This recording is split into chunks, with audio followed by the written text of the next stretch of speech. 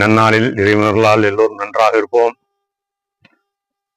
இணை பெறாமல் பெற்றெடுத்த தாய்மார்களே, சகோதரிகளே, சகோதரர்களே, இன்று நாம் பூச நட்சத்திரம் 27 நட்சத்திரத்தில் 8வது நட்சத்திரமாக அமையக்கூடியது. இந்த நட்சத்திரம் காலச்சக்கரத்துக்கு 4ஆம் வீட்டிலும் சந்திரன் கடகராசியில் உள்ள சந்திரன் வீட்டில் அமையப்பெற்றது.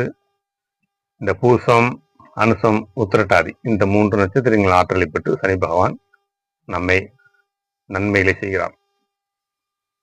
சனி பகவான் என்றாலே எல்லோரும் குறைவாக நினைத்து விடுகின்றார்கள், தவறாக முடிவெடுக்கிறார்கள்.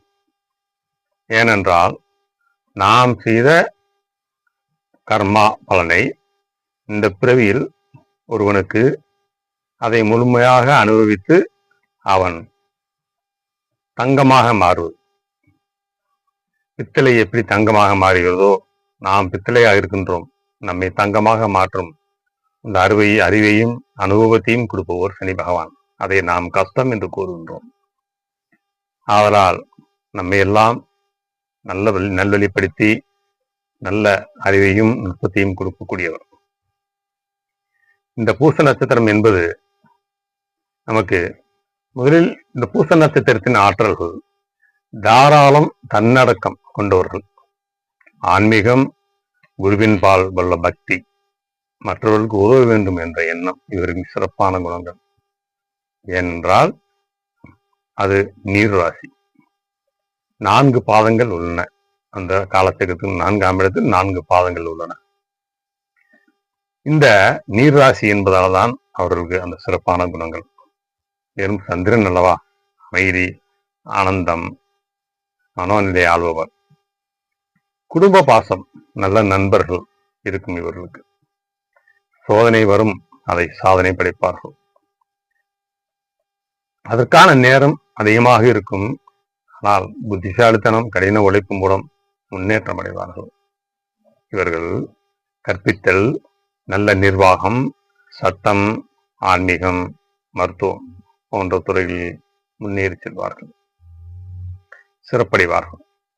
நல்ல துணைவி, நல்ல நேரம், தாமதமான நல்ல துணைவன், நல்ல துணைவி, சில நேரம் தாமத திருமணம், நல்ல ஆரோக்கியம் இருக்கும். குளிர்ச்சியான பொருள்கள் இவருக்கு சேராது. இருமல், சளி, சுவாச சம்பந்தப்பட்ட பிரச்சனை இருக்கும். எளிமை, அன்பு, பணிவு, பக்தி, தர்மம் இவர்களின் சிறப்பு. திட்டமிட்ட வாழ்க்கை நடத்துவார்கள். உணர்ச்சிகளை வெளிக்காட்டிக் கொள்ள மாட்டார்கள். தான் கற்றதை எல்லோருக்கும் கற்றுக் கொடுக்கும் ஆவல் இவர்களுக்கு இருக்கும். கல்வி, நிர்வாகம், அரசு வேலை, ஆலோசகர்கள், மருத்துவர்கள், வணிகம், கலைத்துறை போன்றவற்றில் சிறந்து விளங்குவார்கள். வெற்றிகள் தாமதமாகலாம். இவர்கள் வெல்வது கடினம். நிலையான உயர்வு உண்டு இவர்களுக்கு. வெற்றி என்பது இவர்களுக்கு சொத்து. அதற்காக கடின உழைப்பு உழைப்பார்கள். இவர்களை போன்று சமரசம் செய்து இவர்களுக்கு நிகழ் யாருமே இல்லை. இந்த பிரச்சனையும் நிதானமாக யோசித்து அதை நல்ல முடிவுக்கு கொண்டு வரக்கூடிய ஒரே அறிவாற்றல் படைத்தவர்கள் இவர்கள். அனைவரும் கவரும் மென்மையான பேச்சு, சவால்களை சந்திப்பதில் இவர்களுக்கு மிகவும் பிடிக்கும். தாமதமாக வெற்றி அடைந்தாலும் நிறைவான மனநிலையோடு இருப்பார். என்ன அதிக அக்கறை காரணமாக மனவேதனை ஏற்படும். எல்லாவற்றிலும் அக்கறையோடு செய்வார்கள். எளிதில் நம்பும் குணம் உடையவர்கள். ஆனால் சிலர் இவரை ஏமாற்றமும் செய்வார்கள், ஏமாறுவார்கள். இவர்கள் உடற்பயிற்சி மற்றும் யோகா இது போன்ற விஷயங்களில் ஈடுபட்டால், தியானம் இவற்றில் ஈடுபட்டால் இவர்களுக்கு இவர்களை நாம் பிடிக்கவே முடியாத நண்பர்களே. இப்படிப்பட்ட பூச நட்சத்திரம் ஆற்றல்கள் நம்மளுக்கு வேண்டுமல்லவா? அதனால் நம் முன்னோர்கள் அந்த நட்சத்திரத்தின் ஆற்றல்களை பெறுவதற்கு நம் ஜாதகத்தில் அந்த நட்சத்திரம் என்னவெல்லாம் செய்கிறது என்று பார்த்து அது நன்மை செய்யுமானால் அதற்கான நல்ல விஷயங்களை சொல்லிவிட்டு சென்றிருக்கிறார்கள். அதுதான் இது. இந்த நட்சத்திரத்தின் நிறம் வெண்மை, மலர் பன்னீர் மலர், மிருகம் ஆந்தை, வடிவம் இங்கே கொடுக்கப்பட்டுள்ளது. கடவுள் தட்சிணாமூர்த்தி குரு பகவான், உணவு ஆப்பிள், கமல முனி சித்தர், ஜீவசமாதி அடைந்த இடம் திருவாரூர். அவரை வணங்கினால் நன்மை பயக்கும். இவர்கள் தட்சிணாமூர்த்தியை வணங்கினால் இவர்களுக்குள்ள பிரச்சனை தீரும். இந்த வடிவம் படைத்த இந்த உருவத்தை அல்லது ஆந்தை படத்தை இவர்கள் மொபைலிலோ அல்லது விசிட்டிங் கார்டிலோ அல்லது வீட்டில் படமாகவோ வைத்து வணங்கலாம். வெண்மை நிறமுள்ள பொருள்களை அதிகமாக பயன்படுத்துவதும், வெண்மை நிறமுள்ள சட்டை, வெண்மை நிறமுள்ள பொருள்களை பார்ப்பதும் இவர்களுக்கு இந்த பூச நட்சத்திரத்தின் ஆற்றல்கள் வெகு சிறப்பாக செயல்படும். இதை நம் முன்னோர்கள் சொல்லி வைத்து சென்றார்கள்.